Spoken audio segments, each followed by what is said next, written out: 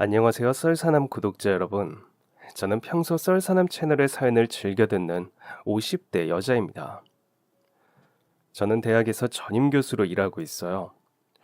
학생들을 가르치다 보면 여러모로 스트레스 받는 일들도 많고 학회 내 모내 하면서 지내다 보면 정신없이 시간이 흐르고는 합니다. 최근에는 교수님 한 분이 문제를 일으켜 학교에서 나가게 되었는데 그 문제를 해결하느라 한참 동안 골머리를 썩었네요. 하지만 그럼에도 불구하고 제 삶에 감사하고 만족하려고 최선을 다해 노력하고 있어요.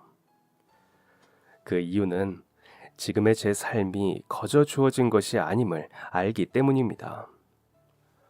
어머니의 노력과 헌신을 통해 완성된 인생이기에 어머니의 노력이 헛되지 않도록 원망과 불편은 뒤로 밀어두려 하는 편입니다. 제 어머니는 시장에서 장사를 하셨어요. 처음에는 시장 바닥에 앉아서 물건을 파는 좌판으로 장사를 시작하셨죠. 어머니는 저를 홀몸으로 키우셨는데 제가 학교에 다닐 때까지 항상 옆에 끼고 다니셨어요. 저는 유년 시절 동안 행복했어요. 그 작은 시장 좌판터에서 어머니와 함께 있는 것만으로도 충분히 즐거웠습니다. 어머니 주변에 있는 아주머니들도 좋은 분들이라 많은 사람들에게 사랑을 받고 자랐어요.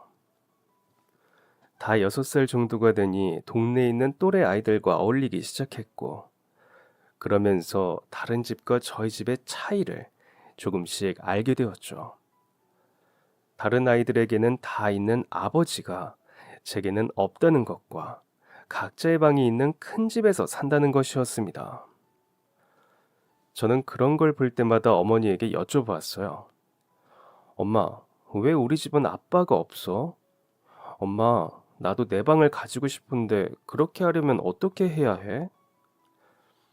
불만이 있었던 것도 아니고 정말 궁금해서 여쭤보는 것이었어요. 그런데 어머니는 아차 싶으셨는지 제가 그런 말을 할 때면 새 옷을 사주신다거나 식당에 가서 맛있는 음식을 사주시기도 하셨어요.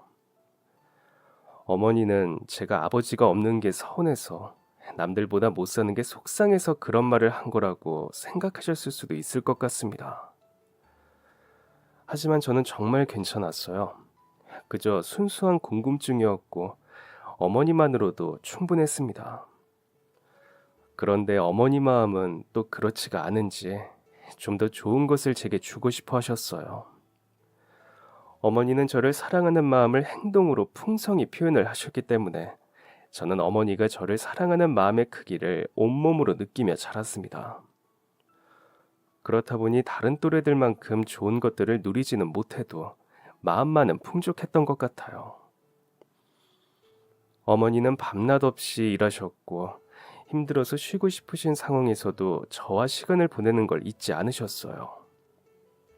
저도 지금은 결혼을 해서 아이가 있는데요. 아이들을 기를 때 어머니 생각이 참 많이 났습니다. 생업을 위한 일을 하는 동시에 아이를 혼자 내버려 두지 않는다는 게 얼마나 힘든지 그때 온몸으로 깨달았거든요. 게다가 저는 함께 양육할 남편이 있었지만 어머니는 배우자도 없이 홀로 저를 키우셨습니다. 참 어머니에게는 감사한 마음뿐이죠. 다시 이야기로 돌아가서 어머니는 밤낮 없이 일하신 덕에 몇 년 뒤 작은 가게를 빌려 시장에서 장사를 할 수 있게 되었습니다. 시장 귀퉁이에 있는 아주 작은 가게였지만 좌판 장사를 할 때와 달리 따뜻하게 그 자리에서 밥을 해 먹을 수 있었어요. 좌판 장사를 할 때는 도시락을 싸서 다녔는데 대부분 차갑게 식은 상태에서 먹었거든요. 제가 초등학교에 들어갔던 해, 저와 비슷한 시대를 살았던 분들은 아실 것 같아요. 아버지가 없는 서름이 얼마나 컸는지요. 또 남편 없는 여자가 어떤 취급을 받았는지요. 대학생들을 가르치는 교수의 입장에서 요즘 여학생들을 보면 요즘 젊은 여성들은 누군가의 도움이 없이도 충분히 자기 인생을 개척해 나갈 수 있는 능력을 충분히 가지고 있어요. 하지만 그때는 아니었습니다. 아무리 능력 있는 여자도 결혼을 해서 남편의 보호를 받아야 한다는 인식이 있었어요. 이건 제가 대학원을 졸업했을 때도 마찬가지였습니다. 심지어 박사 학위를 받았을 때도 사람들은 박사 학위를 받은 제가 무슨 일을 할지에 관심을 두는 것이 아니라 박사 학위를 받고 누구에게 시집을 갈지를 궁금해했어요. 저는 그런 말을 하는 사람들 앞에서 푼수처럼 웃지 않았습니다. 제 능력을 증명하기 위해 최선을 다했고 그 누구도 저를 함부로 대하지 않도록 언제나 당당하게 행동했어요. 그 덕에 여기까지 온 것이죠. 그리고 제가 지금까지 이렇게 살아올 수 있었던 건 전부 어머니 덕분입니다. 저보다 훨씬 보수적이고 여성에게 불리했던 시절을 살았던 어머니께서 제게 여자가 살아남는 방법을 알려주셨거든요. 물론 어머니도 여자가 살아남는 방법을 처음부터 잘 알지는 못하셨습니다. 어머니는 저를 21살에 낳으셨는데 당시 남편도 없고 친정도 없다 보니 어린 어머니에게 삶의 지혜를 알려주는 사람은 없었습니다. 결국 어머니는 저를 품에 안고 살아남는 방법을 스스로 알아가야 했어요. 어른이 되는 방법을 배워나감과 동시에 엄마가 되는 방법 또한 배워나가신 것이죠. 그러던 어느 날, 어머니는 어떤 한 남자를 만나기 시작하셨습니다. 제가 그 아저씨를 처음 본 건 초등학교 3학년 때였을 거예요. 아저씨는 꽤 괜찮은 사람이었습니다. 어머니와 저에게 다정했고 외모도 준수하고 키도 커서 아저씨와 제가 함께 있는 모습을 본 친구들은 앞다투어 아저씨의 정체를 물었습니다. 그러면 저는 어깨를 으쓱거렸죠. 어머니는 아저씨가 저를 대하는 모습을 보면서 아저씨에 대한 신뢰를 키우셨던 것 같아요. 워낙 어렸을 때의 기억이라 어머니가 아버지에게 얼마나 깊은 감정이 있었는지는 모르겠어요. 다만 한 가지 확실한 건 어머니는 제게 아버지를 만들어주고 싶어 하셨습니다. 두 분은 결혼 직전까지 갔어요. 저희가 방이 하나 딸린 집으로 이사 가면서 아저씨가 저희 집에 오는 날이 점점 늘어났고 그중 가장 또렷한 사건은 어머니와 아저씨의 대화 장면이에요. 어머니가 아저씨에게 미안하다고 사과를 하고 계시더라고요. 이유는 항상 저와 함께 만나느라 둘만의 시간이 없다는 것이죠. 아저씨는 어머니를 충분히 이해한다고 했습니다. 아마 그런 모습이 더 감동이었겠죠. 그런데 역시 사람은 오래 두고 볼 일입니다. 아저씨가 저희 집에 매일같이 드나들다 보니 제가 먼저 아저씨와 함께 살고 싶다고 말했어요. 아저씨가 제 아빠가 되면 이렇게 매일 왔다 갔다 할 일도 없을 거고 전 진짜 아빠가 필요했거든요. 아저씨가 없었을 때는 아빠의 빈자리를 느끼지 못했는데 이제는 아저씨가 없는 삶을 상상하기 어려웠어요. 제가 아저씨와 함께 살기를 바란다고 말하니 어머니도 이 문제에 대해 적극적으로 고민해보기 시작하셨어요. 그리고 얼마 지나지 않아 아저씨는 저희 집에 들어와서 살기 시작했습니다. 비록 정식 부부는 아니었지만요. 아저씨는 물심양면으로 어머니의 일을 도우셨습니다. 시장에 나가서 엄마의 장사도 도와주시고 집안일도 잘 도와주셨어요. 그런데 어느 순간부터 의문이 들었습니다. 어머니는 일을 하러 나가셨는데 아저씨는 밖으로 나가지 않으셨거든요. 알고 보니 아저씨는 저희 집에 들어오면서 일을 그만둔 상황이었습니다. 정확히 이유는 모르겠지만 일을 그만둔 후로 구직 활동은 계속하고 계시기는 했어요. 그런데 아무리 시간이 지나도 아저씨는 일을 하지 않으셨습니다. 엄마의 가게에 가서 일을 돕는 것도 점점 줄었어요. 그렇다고 저와 놀아주었느냐면 그것도 아니었습니다. 아저씨는 예전과 분명 달라졌어요. 전에는 제가 가까이 가면 먼저 놀아줄까라고 이야기해주던 사람이었는데 이제는 제가 옆에 가면 귀찮다는 듯이 슬쩍 자리를 피하더라고요. 당연히 어머니와의 다툼이 생겼습니다. 아저씨는 그런 어머니에게 내 호적에 올라온 것도 아닌 애를 내가 뭐 하러 딸처럼 키우냐 라고 말했습니다. 그렇게 갈등이 계속되었고 집안 분위기는 얼어붙었습니다. 어머니는 제게 상처를 줄 수 없다고 생각해서인지 아저씨와의 관계 회복을 위해 많이 노력했지만 아저씨는 술에 잔뜩 취해 집에 들어오거나 아예 들어오지 않는 경우도 있었어요. 나중에는 아저씨가 다른 여자와 돌아다닌다는 소문도 들리더라고요. 아저씨가 제 아빠인 걸로 아는 친구들이 많았는데 그 친구들이 그 모습을 보면서 저는 놀림거리가 되고 말았습니다. 쟤네 아빠 다른 여자랑 놀러 다닌대. 와, 그럼 쟤는 어떻게 되는 거야? 어떻게 되긴 아빠한테 버림받는 거지. 아저씨가 예전처럼 놀아주지 않는 것도 어머니와 아저씨와의 관계가 틀어지면서 집안 분위기가 살얼음판이 된 것도 다 괜찮았어요. 아저씨가 언젠가는 처음 해봤던 그 모습으로 돌아와 주실 거라고 믿었거든요. 하지만 버림받았다는 친구들의 이야기를 듣자마자 그동안 쌓였던 서러움이 한 번에 폭발하고 말았습니다. 아마 마음 한구석에는 아저씨가 언젠간 떠날 거란 생각이 조금은 있었던 것 같아요. 그래서 이 얘기를 듣자마자 어머니에게 달려갔습니다. 어머니는 저를 보자마자 깜짝 놀라셨어요. 학교가 끝날 시간도 아닌데 찾아온 것도 모자라 두 눈에 눈물이 가득 고인 상태였으니까요. 저는 어머니가 무슨 일이냐 묻기도 전에 제가 들은 것들을 전부 토해냈습니다. 어머니는 펑펑 우는 저를 품에 안아 달래셨고 저는 정신없이 울다가 까무룩 잠에 들었어요. 어스름한 새벽, 시끄러운 소리에 잠에서 깼습니다. 일어나 보니 어머니와 아저씨는 심각하게 싸우고 계셨어요. 무슨 이야기를 하셨는데 그때 제 나이로는 전부 이해하기가 어려웠습니다. 아마 다른 여자 이야기였던 것 같아요. 그렇게 아저씨는 어머니와 한참 실랑이를 하다 밖으로 나가버렸습니다. 그 후 저는 학교에서 또 놀림을 받았고 어머니에게로 갔죠. 그런데 어머니의 가게 앞이 심상치 않았습니다. 어떤 나이 지긋한 할아버지가 어머니에게 삿대질을 하며 당장 짐을 빼라고 하는 게 아니겠어요?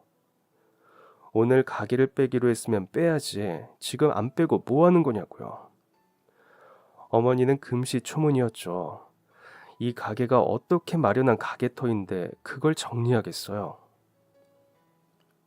알고 보니 한 달 전 어머니의 가게가 있는 터의 주인이 바뀌었다고 합니다. 그리고 일주일 전 아저씨는 주인에게 가서 보증금을 빼달라고 했죠. 집주인은 다른 지역에 사는 사람이라 저희가 살고 있던 지역까지 와서 어머니를 봐본 적이 없어요.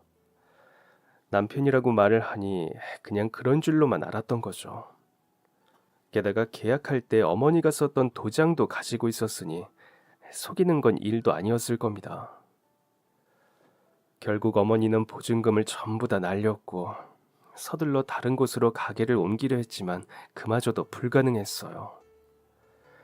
그 아저씨가 어머니의 통장을 비롯한 모든 걸 들고 도망갔거든요. 이후로 어머니는 다시 좌판으로 자리를 옮기셔야 했는데 결국 나중엔 그것도 못하셨어요. 아저씨와 있었던 일이 소문이 나면서 난감한 처지가 되었거든요. 남자에게 미쳐서 간이고 쓸개고 다 내어주고 뒤통수 맞았다는 둥. 그 남자가 사실 유부남이었고 어머니가 본처를 몰아내고 그 자리에 앉으려다 큰 코 다친 거라는 둥. 정말 사실과 전혀 다른 소문들이 돌았습니다. 저희는 결국 이사까지 가게 되었습니다. 그리고 이 일을 기점으로 어머니는 달라지셨어요. 정 많고 순둥이라는 이야기를 듣던 분이 지독한 악바리 소리를 듣기 시작했거든요. 어머니는 다른 사람에게 곁을 주지 않으셨습니다. 어떨 때는 과하게 느껴질 정도이기도 했어요. 어머니는 30을 앞둔 나이가 되어서야 홀로 서기를 시작하셨습니다. 가끔은 그 모습이 지독하게 외로워 보이기도 했고 동시에 존경스럽기도 했고요. 하지만 한때는 지독하게 외로워 보이던 어머니의 모습이 속상한 것을 넘어 몸서리치기 싫었던 적이 있습니다. 중학교 3학년, 한창 사춘기를 보내고 있던 시절, 제가 한번 크게 알았던 적이 있어요. 국민학교도 개근을 하고 중학교 3학년 중순까지 조퇴 한 번 안 했던 제가 조퇴를 생각할 정도로 아팠죠. 하지만 이악 물고 버텼어요.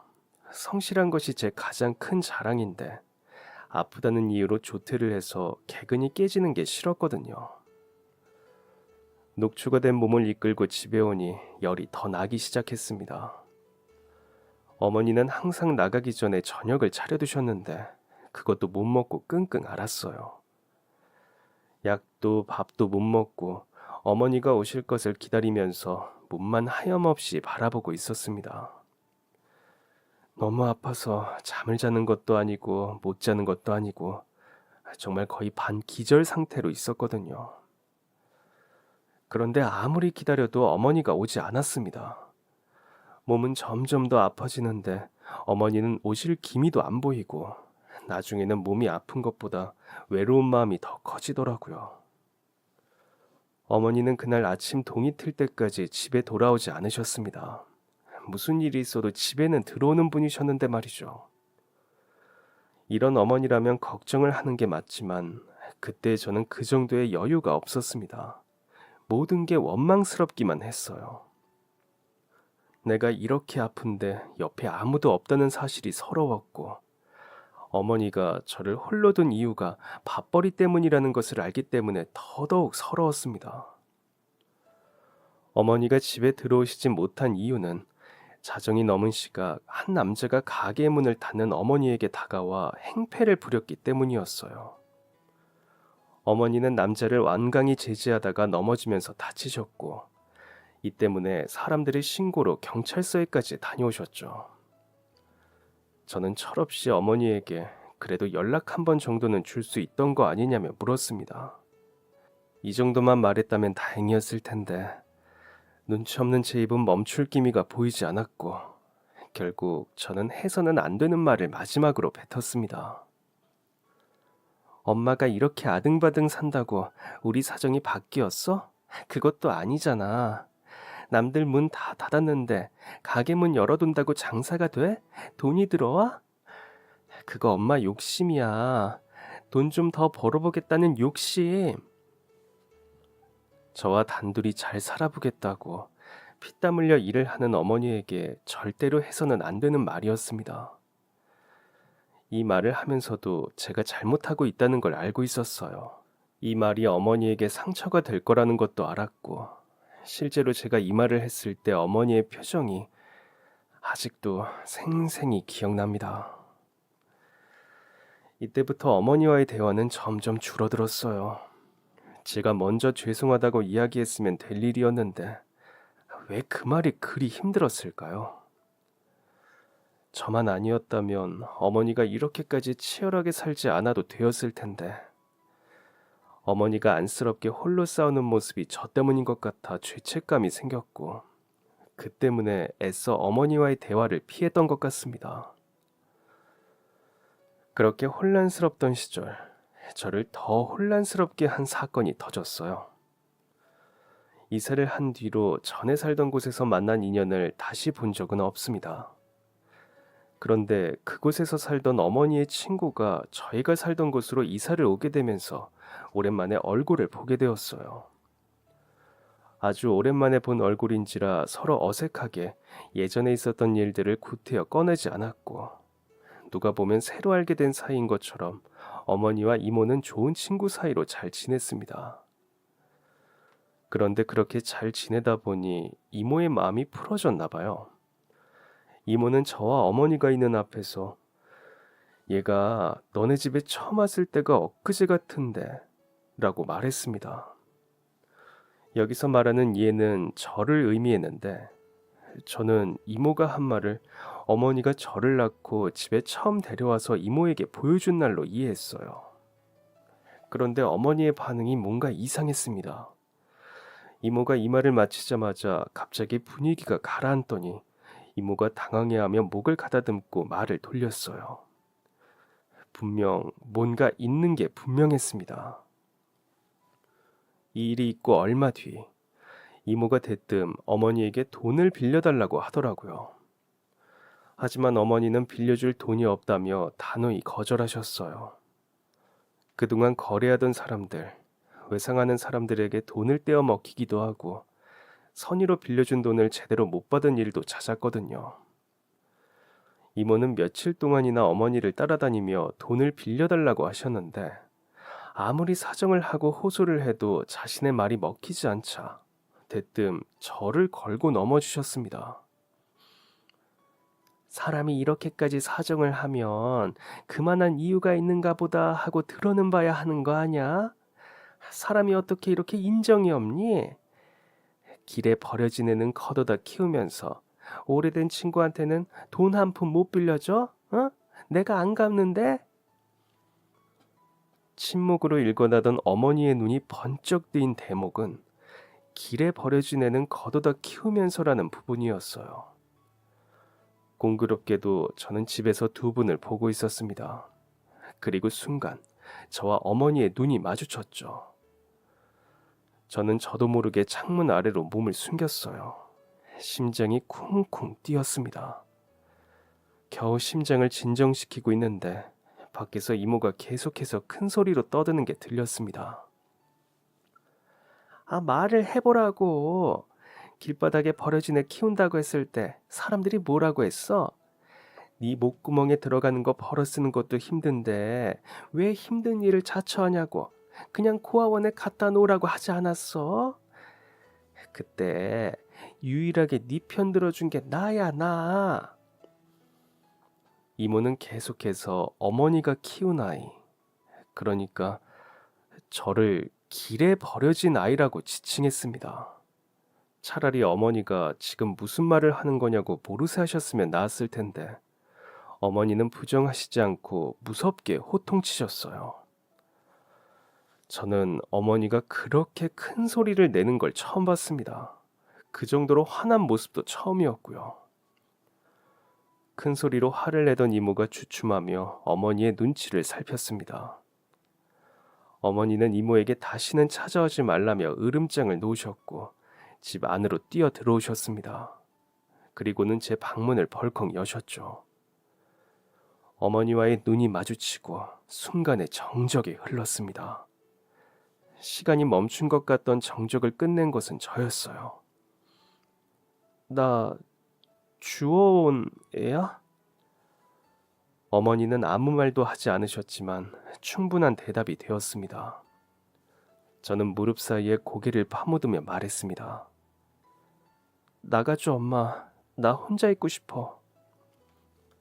그렇게 일주일 동안 저와 어머니는 아무 대화를 하지 않았습니다. 어머니는 하고 싶은 이야기가 많으신 듯 했지만 어머니와 이 문제로 대화를 할 자신이 없었어요. 내가 버려진 게 맞는지, 어디서 버려졌는지, 누가 버린 건지, 아버지가 없었던 게 그럼 어머니는 결혼을 했던 적이 없었던 것인지 등 궁금한 건 많았지만 차마 이 문제를 들춰낼 자신이 없었습니다. 그렇게 혼란스러운 상태에서 시간이 흘렀고 시간이 흐를수록 혼란스러운 감정은 점점 심해졌어요. 그러면서 방황이 시작되었고 집에 아주 늦게 들어가거나 아니면 아예 집에 들어가지 않는 날도 생겼습니다. 그날도 어김없이 친구들과 밤늦게 깔깔거리며 거리를 돌아다니고 있었는데 문득 정신 차리고 보니 어머니가 계시는 시장 앞이더라고요.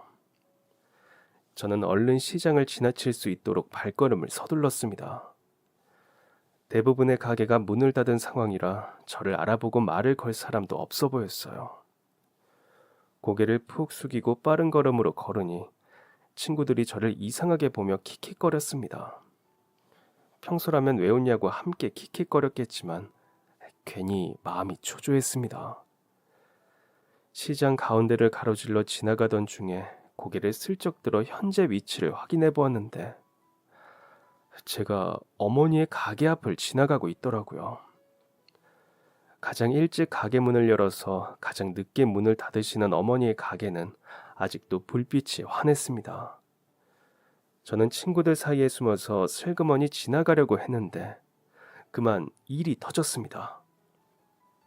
친구들끼리 서로를 밀치며 장난을 치고 있었는데 한 친구가 뒷걸음질을 치면서 어머니가 바닥에 내려놓은 소쿠리를 밟아 넘어뜨렸습니다. 그렇게 하고 그냥 지나갔으면 좋았을 텐데 그 친구는 짜증을 내면서 소쿠리를 발로 차버렸어요. 하필 어머니가 그 장면을 보셨고 예전처럼 생글생글 예쁜 미소만 짓지 않는 어머니는 소쿠리가 텅텅거리며 떨어지는 소리를 듣자마자 불이 나게 달려나오셨습니다. 친구들은 어머니가 나오거나 말거나 신경도 쓰지 않고 제 갈 길을 갔고요. 하지만 어머니는 지금 뭐하는 행동이냐며 친구들을 불러 세우셨고 그렇게 실랑이가 시작되었습니다. 저는 어쩔 줄을 몰라 하며 등을 돌린 채 발만 동동 구르고 있었어요. 그런데 그때 화를 내던 어머니의 목소리가 멈췄고 친구들이 일제히 저를 돌아보았습니다. 아마 어머니가 저를 보신 것 같았어요. 저는 죄 지은 사람의 모습으로 몸을 어머니 쪽으로 틀었습니다. 어머니의 얼굴을 직면할 자신이 없어 눈만 대굴대굴 굴리고 있었죠. 그때 친구 한 명이 야, 너 이 아줌마랑 아는 사이야? 라고 물어왔고 저는 당황해서 아무 말도 하지 않았어요. 친구들에게 어머니가 시장에서 장사를 한다는 사실을 알리고 싶지 않은 마음과 이런 친구들과 어울리며 다닌다는 사실을 어머니에게 들킨 게 부끄러운 마음 때문이었죠. 제가 아무 말 하지 않자 친구들은 지들끼리 쏙닥거렸습니다. 야, 진짜 쟤네 엄마인 거 아냐? 와, 어쩐지 부모 얘기 나오면 입 싹 닫고 있더라. 얼굴이 새빨개지고 머리가 새하얗게 되며 무슨 말을 해야 할지 알지 못했을 때 어머니가 말씀하셨습니다. 이상한 소리 하지 말고 니들끼리 쑥덕거릴 시간 있으면 죄송합니다 사과나 해. 늦은 시간에 어린애들끼리 몰려다니면서 이런 짓이나 하고 말이야. 너희 학교에서는 너네가 이러고 다니는 거 알고 있는 거야? 어머니가 강하게 나오자 친구들의 관심은 어머니에게로 돌아갔고 어머니와 친구들의 실랑이는 시장에 남아 계시던 한 아저씨의 중재로 끝났습니다. 그날은 금요일이었는데 차마 집에 들어가지 못해서 주말 내내 거리를 방황했습니다. 그동안 어머니를 부인하고 무시하면서 쌓인 죄책감과 이번 일로 느낀 죄책감이 중첩되어 쌓이면서 집에 들어갈 용기를 내지 못했어요. 그러면서 이젠 정말 어머니에게 버림받을 것이라고 생각했습니다. 며칠 동안 떠돌아다니며 춥고 배는 고프고 갈 곳은 없고 그렇다고 차마 집은 못 들어가겠고 저는 집에서 10m 정도 떨어진 골목에 쭈그리고 앉아서 홀로 깊은 생각에 잠겨 있었습니다. 그런데 그때 한 사람의 목소리가 저를 깨웠어요. 어머, 수빈아, 너 여기서 뭐하니? 너네 엄마가 너 엄청 찾아다니고 있어. 저희 집 위층에 사는 아주머니셨습니다. 얼른 집에 들어가. 너 안 들어온다고 네 엄마 며칠 동안 잠도 못 자고 밖에만 돌아다니고 있어. 아유, 아니다. 너 지금 당장 아줌마 따라와. 옆에서 보고 있자니 내가 더 불안해서 못 살겠다. 저는 아주머니의 손에 붙들려 집으로 향했습니다. 아주머니는 제게 어디 나가지 말고 집에 단단히 붙어 있으라고 말하곤 어머니를 찾아 나가셨어요. 어머니를 만나면 무슨 말을 해야 할지, 어떤 반응을 해야 할지 초조해하고 있는데 얼마 지나지 않아 집 문이 벌컥 열리며 어머니가 들어오셨습니다. 저는 어머니에게 뺨이라도 맞을 각오를 하고 있었어요. 어머니의 가게에서 행패를 부린 녀석들 앞에서 어머니를 같이 무시했고 죄송하다고 싹싹 빌지는 못할 망정 며칠이나 집을 나갔으니까요. 어머니는 며칠 동안 잠을 자지 못해 초췌한 모습으로 집에 들어오셨습니다. 그리고는 제게 달려오셨어요. 저는 두 눈을 꼭 감았고 어머니의 손이 날아오길 기다렸죠. 그런데 어머니는 제 생각과 전혀 다른 행동을 하셨습니다. 어머니는 저를 품에 꼭 끌어 안으시고는 한숨을 크게 내뱉으시며 다행이다라고 하셨어요.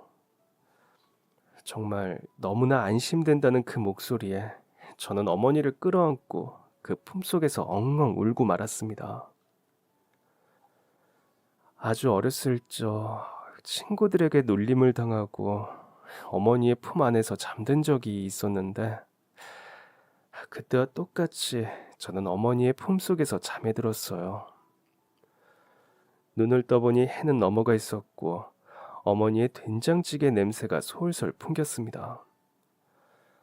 어머니는 머리가 잔뜩 헝클어진 채로 집에 들어오셨는데 제가 자는 사이에 예전과 다름없는 모습으로 요리를 하고 계셨죠. 쭈뼛쭈뼛하며 자리에서 일어나는 소리가 들리자 어머니가 저를 돌아보셨습니다. 너 그동안 밥도 못 얻어먹고 다녔지? 얼른 와서 앉아. 같이 밥 먹자. 정말 오랜만에 어머니와 함께하는 저녁 식사였습니다.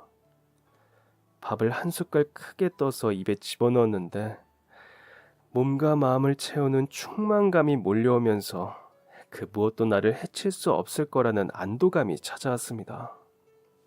그동안 느꼈던 불안함과 우울함이 싹 사라지더라고요. 어머니는 저를 지그시 바라보며 물으셨습니다. 그렇게 울고 나니까 좀 시원하지? 넌 어릴 때부터 그랬어. 누구한테 놀림을 받거나 나한테 혼이 나서 서러우면 세상에 홀로 남은 아이처럼 울고는 했지. 그렇게 울고 한숨 자고 나면 언제 속상했었냐는 듯이 멀쩡해졌었는데 이제 다 커서 그런 버릇은 없어진 줄 알았는데 아직 아이이기는 한가 보구나. 예전 같았으면 어머니에게 까불거리면서 장난을 쳤을 텐데 그럴 수가 없었어요. 어머니는 제가 식사를 마칠 때까지 아무 말도 하지 않으셨습니다. 마지막 한 숟갈을 먹고 나니 한참 동안 침묵을 지키시던 어머니가 무겁게 입을 여셨어요. 궁금하지? 그때 이모가 이야기하고 간 거 어떻게 된 건지 한 번도 물어보지 않았잖아. 너가 차마 물어보지 못하겠다면 그냥 엄마가 하는 이야기를 들어줘. 그러다가 궁금한 게 생기면 한 번씩 물어보고 그래. 어머니는 만 20세가 될 때까지 고아원에서 자랐고 고아원에서 나온 뒤엔 고아 원장님이 소개해 주신 일을 하며 생계를 유지했다고 합니다. 상가 몇 군데를 돌아다니며 화장실 청소를 하는 일이었는데 청소 일을 하는 게 조금 익숙해졌을 때쯤 밤늦게 일을 하러 나가려는데 어머니가 살던 반지하 건물 앞에 박스 하나가 놓여 있었다고 합니다. 별 생각 없이 지나치려 했는데 그 안에서 이상한 소리가 들렸다고 해요.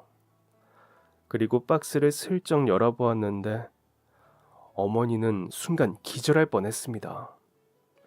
그 안에는 고양이도 강아지도 아닌 태어난 지 얼마 안 된 아이가 들어있었거든요. 어머니는 저를 경찰서에 데려가셨고 경찰은 갓난아이를 버리고 간 친모를 찾기 시작했습니다. 어머니는 저를 경찰서에 데려다 놓고 마음이 쓰였는지 일을 마친 뒤에 경찰서에 들르셨다고 해요. 하지만 제 친모의 행방은 알 수가 없었습니다. 그리고 어머니는 제가 어디서 지내는지 궁금해하기 시작했습니다.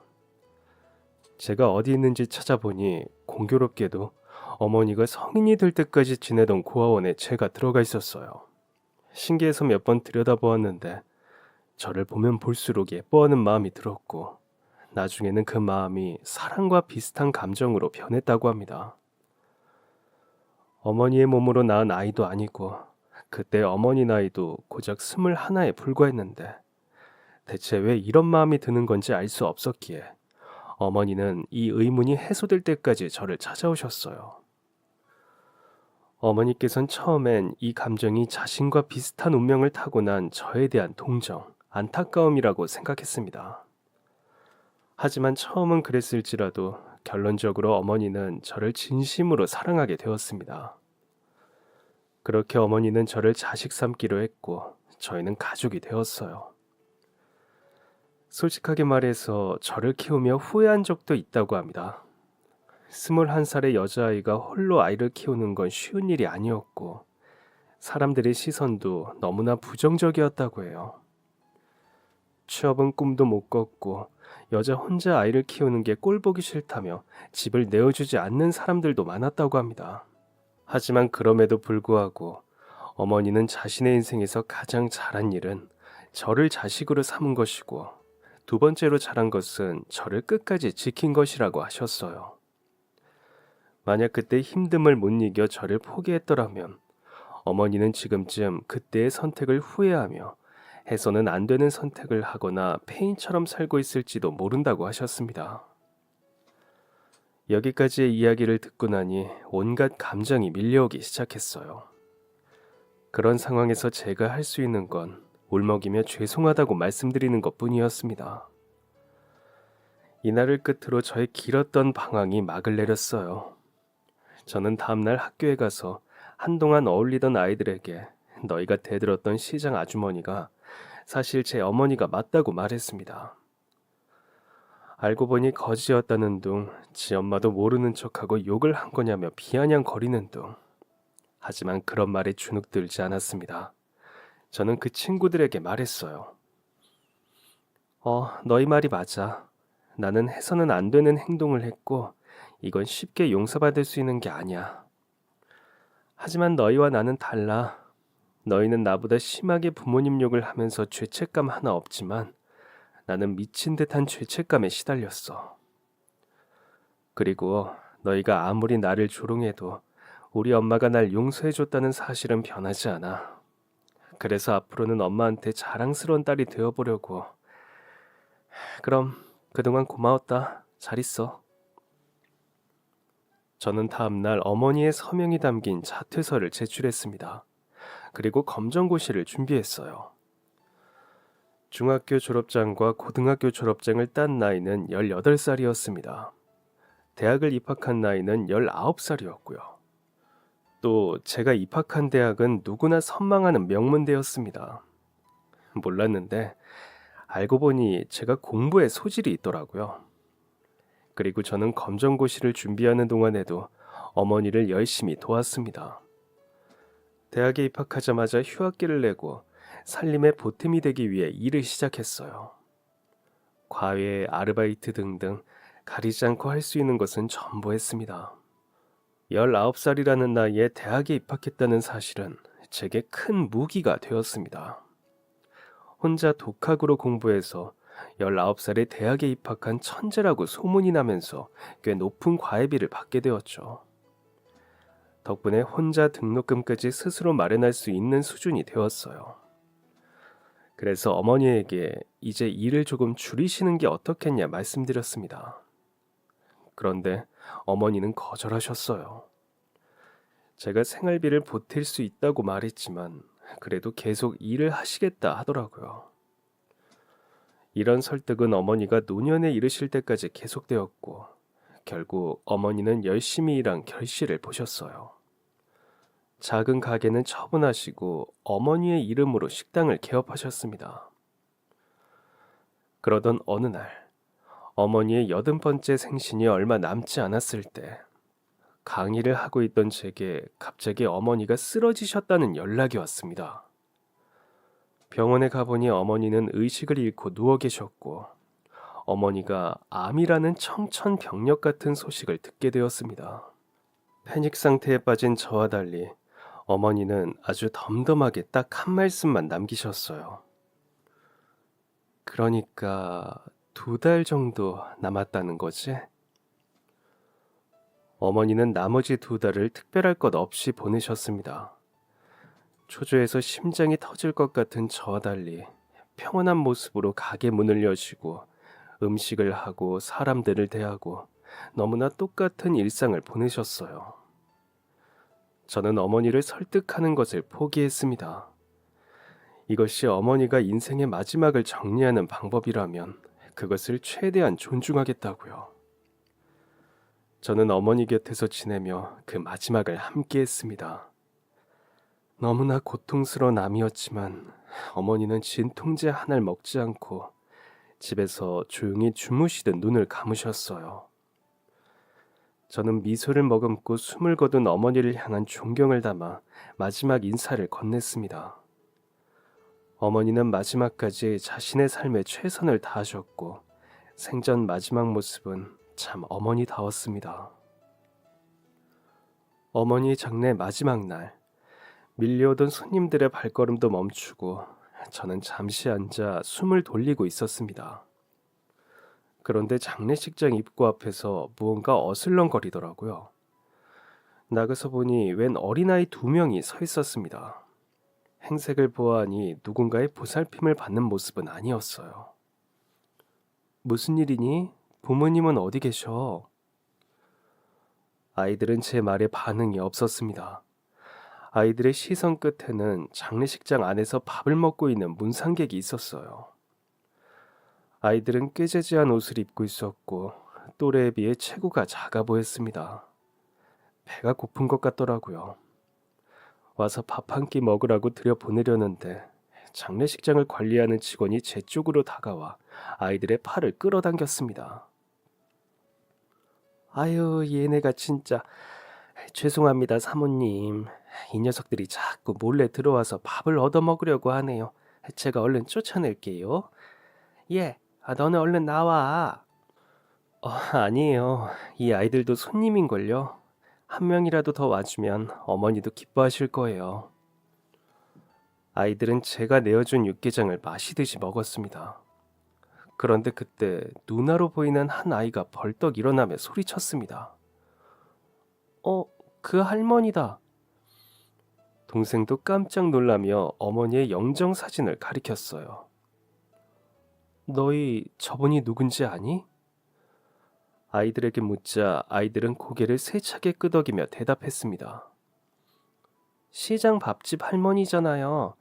저 할머니가 저희한테 매일매일 밥 해줬었는데. 풀죽은 아이들의 모습을 보니 어머니와 아이들의 관계가 꽤 깊은 걸 알 수 있었습니다. 돌아가셨어. 혹시 할머니를 기다렸니?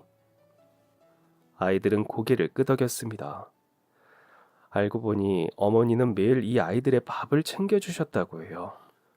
아이들은 몸이 아픈 아버지와 함께 살고 있었는데 아버지가 약값도 되지 못할 정도로 몸이 안 좋다 보니 아이들의 생활비는 나라에서 주는 지원금 몇 푼과 길을 다니면서 공병을 주워다 판 돈이 전부였다고 합니다. 그걸 난 어머니가 아이들의 밥을 챙겨준 지 벌써 몇 년이 지났다고 하네요.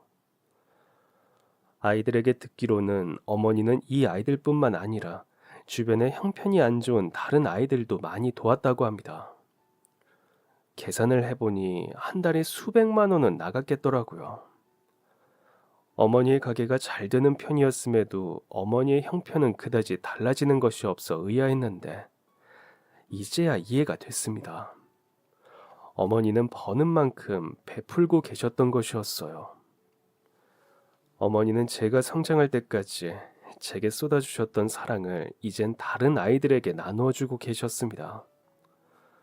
어머니에게 도움을 받았던 아이들은 총 20명. 그 중에는 부모가 없는 아이들도 있었고 조부모와 함께 사는 아이들도 있었습니다. 각자의 사정이 있는 아이들은 저희 어머니의 도움이 없었더라면 엇나가거나 마땅히 누려야 할 최소한의 것들도 보장받지 못했을 거예요. 어머니의 아름다운 모습이 재조명되는 순간 어머니를 향한 그리움과 사랑, 존경하는 마음이 섞이며 장례식장은 눈물바다가 되었습니다. 저는 어머니가 이런 사실을 제게 숨긴 이유가 궁금했습니다. 어머니의 장례를 마치고 어머니의 생전 모습을 따라가던 중 어머니의 문상객으로 왔던 젊은 여성을 떠올리게 되었습니다. 젊은 여성이 어머니의 장례식장에 와 눈물을 흘릴 만한 이유가 뭐가 있을까 싶어 수소문 끝에 그 사람을 찾을 수 있었어요. 그 여성을 만난 곳은 작은 사회복지센터였습니다. 그 여성은 그곳에서 일하는 사회복지사였죠. 그리고 그 여성이 일하는 부서는 아동복지 관련 부서였습니다. 어머니는 돌아가시기 전 아이들을 체계적으로 돌보아줄 사람이 필요하셨다고 해요. 그 과정에서 그 사회복지사를 찾게 되었고, 복지사와 함께 아이들을 돌보며 떠날 날을 준비하셨다고 합니다. 장례식장에서 마주친 아이들은 복지사에게 미처 인계되지 못한 아이들이었고요. 저는 복지사에게 어머니가 이 사실을 숨긴 이유를 물었습니다. 부담을 주고 싶지 않아 하셨어요. 누군가는 해야 하는 일이 맞지만 그것이 따님에게 짐이 되는 걸 원치 않으셨거든요. 그리고 미안해 하셨어요. 선생님 본인의 욕심 때문에 따님한테 더 많은 걸 못해준 것 같다고. 돌아가시기 직전에야 이런 생각을 하게 된 게 정말 너무 미안하다고 하시더라고요. 어머니가 제게 못해준 게 뭐가 있을까요? 대학 졸업도 시켜주셨고 하고 싶은 공부 마음껏 하라며 유학도 보내주셨습니다. 결혼할 때는 혼수 비용도 마련해 주셨어요. 물론 식당을 하기 전까지는 이런 일이 가능할 거라고 생각하지 못했어요. 하지만 어머니가 시장에서 작은 가게를 하고 남의 집 식당에서 일을 하던 때도 배고픈 적은 없었습니다. 늘 부족했던 사람은 제가 아니라 어머니였어요. 제게는 계절이 바뀔 때마다 새 옷과 신발을 사주셨지만 어머니는 늘 허름한 신발을 신으셨고 변변찮은 가방도 없으셨어요. 좋은 옷을 산 것도 제 시부모님과의 상견례를 준비하면서 구매한 게 처음이었습니다. 제가 사다 드리는 건 아까워서 쓰지도 못하시고 옷장에 고이 모셔두는 그런 분이셨어요. 그런 어머니가 저에게 해준 게 없다니. 저는 그 후 어머니가 돌봐주었던 아이들의 후원자를 자처했습니다. 여기서 그치지 않고 제 사회적인 위치와 관계들을 이용해서 여러 후원자들을 영입하고 있어요. 제가 교육계에 있는지라 형편이 어려운 아이들에게 관심 있는 사람들을 많이 만나게 되거든요. 그래서 저는 앞으로도 어머니를 닮은 삶을 살아가려고 합니다. 어머니가 그동안 열심히 뿌린 씨앗이 헛된 것이 되지 않도록 그동안 어머니가 돌봐왔던 모든 아이들이 올바른 어른으로 성장할 때까지 저도 열심히 살아보려고 합니다. 오늘따라 유독 어머니가 더 보고 싶네요. 세상 그 누구보다 훌륭하시고 제가 너무나 존경하는 어머니, 너무너무 보고 싶습니다. 고등학교를 자퇴하면서 어머니에게 자랑스러운 딸이 되겠다고 다짐했던 약속 꼭 지킬게요. 사랑해 엄마. 그리고 그곳에서 영원히 행복하시길. 그럼 지금까지 사연 들어주셔서 감사합니다. 사연이 재밌으셨다면 구독과 좋아요 부탁드려요. 감사합니다. 안녕히 계세요.